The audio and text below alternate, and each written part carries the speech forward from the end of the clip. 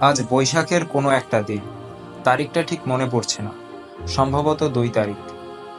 হিমুর মতো হিমুম হাঁটে না, কিন্তু তাও কি মনে করে যেন রাস্তায় বের হয়ে পড়লাম। জীবনে অপ্রয়োজনীয় কাজগুলোই বেশি করা হয়।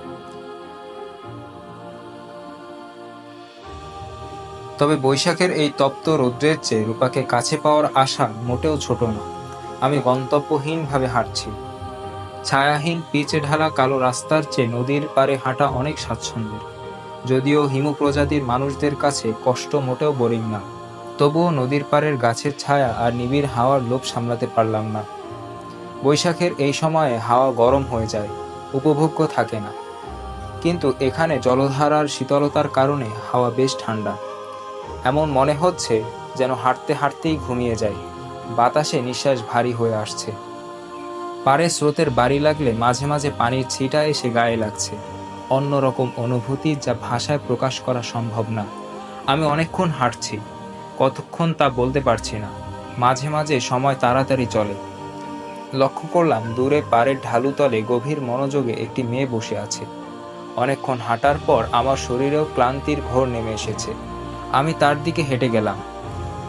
সাদা পেরে আকাশি রঙের শাড়ি তাকে অসাধারণ মানিয়েছে। দুহাতে কালো চুড়ি, কপালে কালো টিপ, তাকে অসম্ভব রূপবতী লাগছে। এসব না হলেও লাগতো। সাজসজ্জা তার রূপের ক্ষুদ্র অংশ। আমি পাশে গিয়ে বসলাম।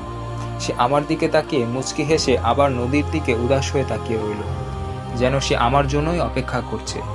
বাস্তব জগতে এই তার সাথে আমার প্রথম দেখা। সে আমার অনেক দিনের পরিচিত, প্রায় তাকে স্বপ্নে দেখি। কিছুক্ষণ ওভাবেই বসে থাকলাম। চোখ জুড়িয়ে নেমে এলো স্বস্তির ঘুম।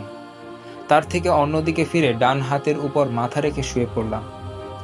সে সামান্য ঝুঁকে এসে আমার মাথায় হাত রাখ। তার শাড়ির আঁচলের গন্ধ অনুভব করছি, খুবই পরিচিত। হয়তো এমন কিছু ইমাজিন করতাম। সে আলতো হাতে আমার মাথায় হাত বুলিয়ে দিচ্ছে। গভীর ঘুমে আচ্ছন্ন হয়ে গেলাম। জানি না আর কখনো আমার ঘুম ভাঙবে কিনা।